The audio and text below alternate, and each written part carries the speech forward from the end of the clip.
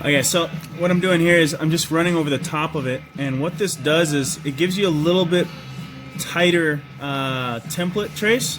I've noticed, like if you go on the outside, then you have like millimeters, right? So you have like, let's say I trace it way out here.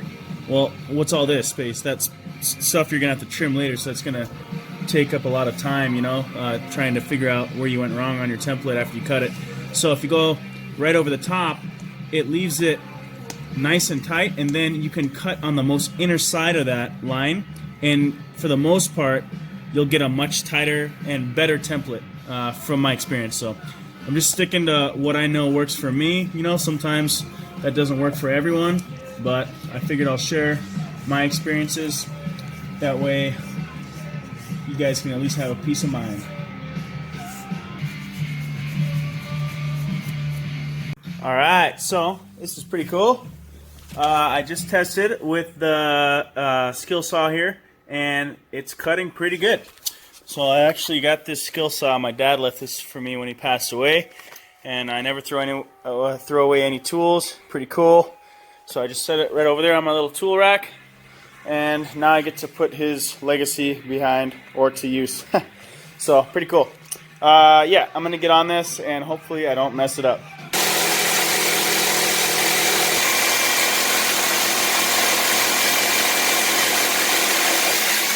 Let's see how it fits.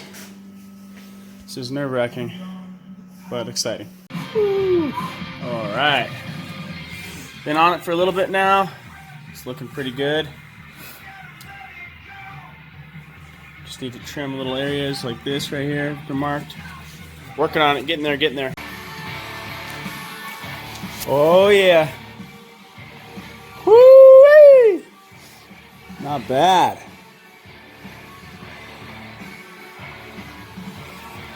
Right? Pretty sick.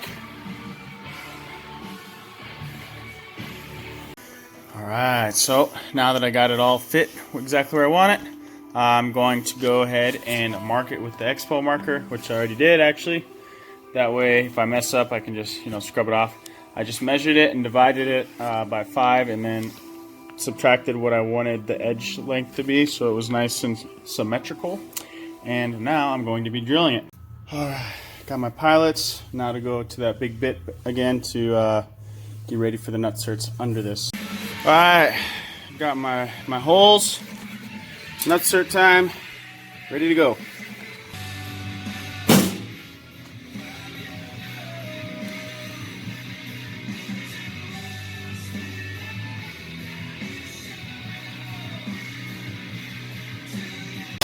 Woo!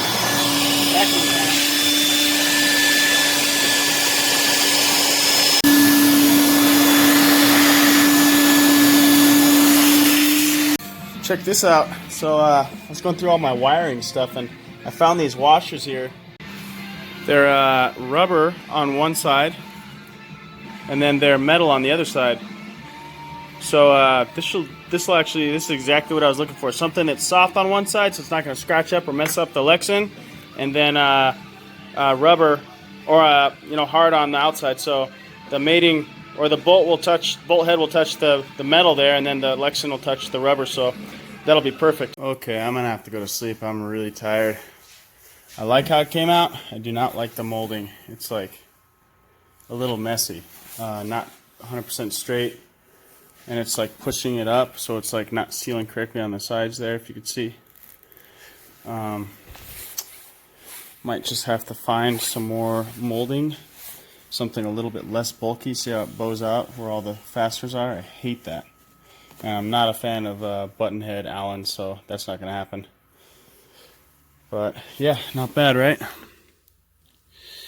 probably have to use some metal tape for up there just to seal it 100%, so the tech doesn't trip. But I think it's pretty good. Nice and tight up and around the edges. Can't complain. I really want to pull that white film off because I know it's going to look badass, but I got to have this welded down here, so I don't want to mess up any of the Lexan while it's being welded.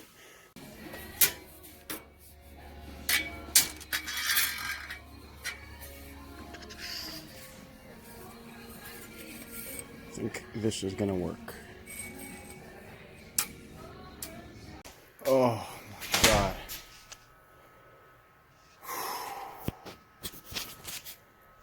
Oh, I'm so tired, seriously.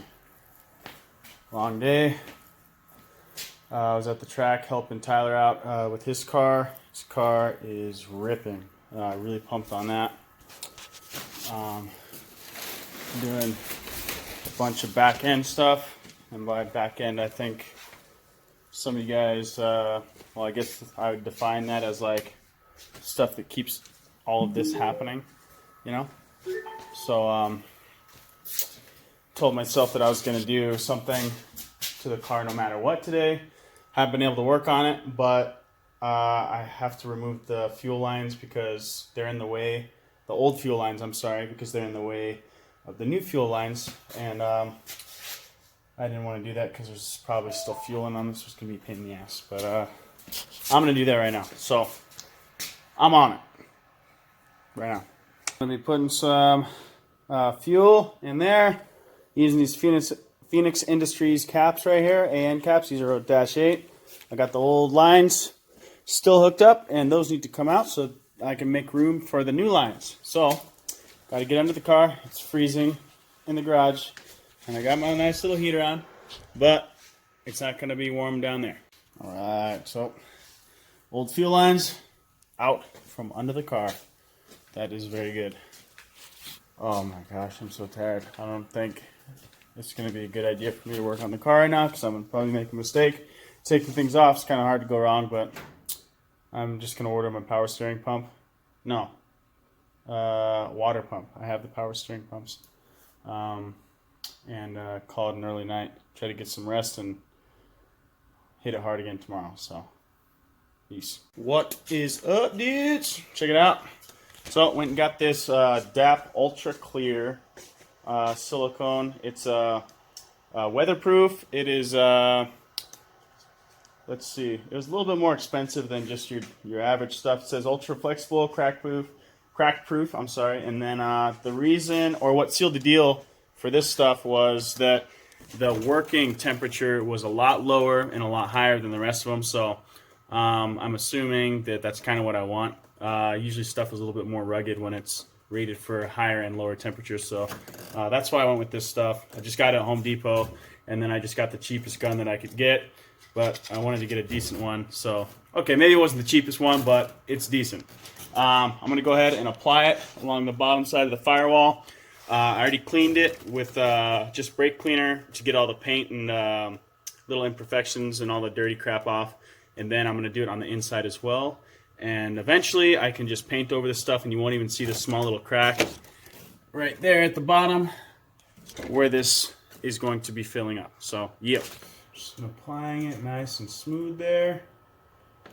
I kept the opening to that little silicone tip or rubber tip, plastic tip, sorry, pretty small just so I could keep it like nice and intricate, you know. But it's just going to be preference and what you were trying to achieve. And I was trying to not use my fingers, but I think that's just not going to be the case. I need this to look nice, so can't feel it with the cardboard. Alright, so I got that all smoothened out. Looks really nice. Can't wait for it to dry. I did the same thing to the inside, on the inside of this seam. I'm sorry, on the bottom side of this seam. And instead of welding this all the way across, it is like super sturdy, right? I'm going to go ahead and use the silicone because it's going to be easier for me to seal it and less money. And I've spent a ton of money at this point in the build. And I really don't think welding it straight across is necessary. Also, once I paint everything, it'll look nice. Like, it's not going to change the way that it looks as long as I use decent paint and prep well. So I'm going to go ahead and vacuum it out and then vacuum the inside and then use the same silicone, this stuff, to seal it all the way across.